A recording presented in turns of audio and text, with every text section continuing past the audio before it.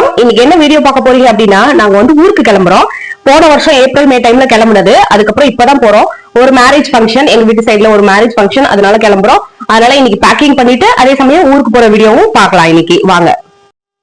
ஒரு ட்ரெஸ்ஸா நான் இப்ப டிராவல் பேக்ல எடுத்து வச்சிட்டு இருக்கேன். இப்ப பாருங்க, இந்த ட்ரெஸ் எல்லாத்தையும் நான் பேக் பண்ணி எடுத்து வைக்க போறேன். இதான் நமக்கு வேலையே. ஊருக்கு போகணும்னு நமக்கு தான் ஒர்க் அதிகமாகும். பேக் பண்ணி வைக்கணும், அதுக்கப்புறம் சமையல் என்னன்னு திங்க் பண்ணணும், துணி இருந்துச்சுன்னா அதெல்லாம் துவைச்சு வைக்கணும். சோ பேக்கிங் தான் பண்ண போறேன்.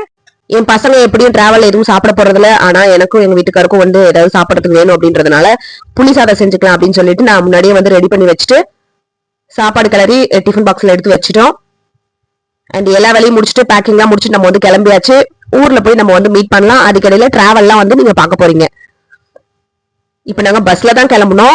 நாங்க இருக்கிறது பெரம்பூர்ல இருந்து கிளாம்பாக்கம் கிளம்பணும். ஆக்சுவலி கோயம்பேடு போயிட்டு அதுக்கப்புறம் கிளாம்பாக்கம் போகணும். சோ கிளாம்பாக்கத்துல நான் எந்த லக்கேஜும் எடுத்துக்கல. பசங்க என் ஹஸ்பண்ட் தான் லக்கேஜ் எல்லாம் எடுத்துக்கிட்டாங்க. நான் வெறும் வாக்கிங் தான். சோ முடிச்சுட்டு கிளாம்பாக்கத்துல இருந்து நம்ம திருச்சி நம்ம பஸ் பிடிச்சி நான் எங்க ஊருக்கு போகணும். கிளாம்பாக்கம் ஆக்சுவலி ரீச் ஆயிட்டு இப்ப நம்ம பஸ் பிடிக்க போறோம். கிளாம்பாக்கத்தோட வியூ தான் பாத்துட்டு இருக்கீங்க. இங்க இருந்து நம்ம திருச்சி பஸ் பிடிச்சி எங்க ஊர் பெரம்பலூர்.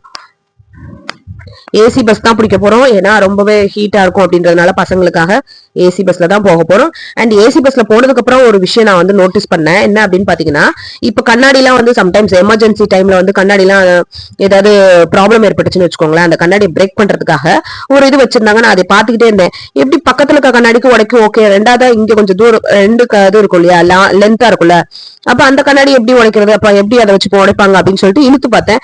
அப்படியே பெருசா லென்த்தா வந்தது. சோ அதுதான் உங்கள்ட்ட நான் ஷேர் பண்ணியிருந்தேன். அண்ட் வீட்டுக்கும் ஆஃப்டர் 6 ஹவர்ஸ்க்கு அப்புறம் வீட்டுக்கும் ரீச் ஆயாச்சு. என் பசங்கள்ட்ட எங்க ஆயாவை பத்தி அவங்க இது போட்டிருந்தாங்க, பச்சை குத்தி இருந்தாங்க, அதெல்லாம் காமிச்சிட்டு இருந்தேன்.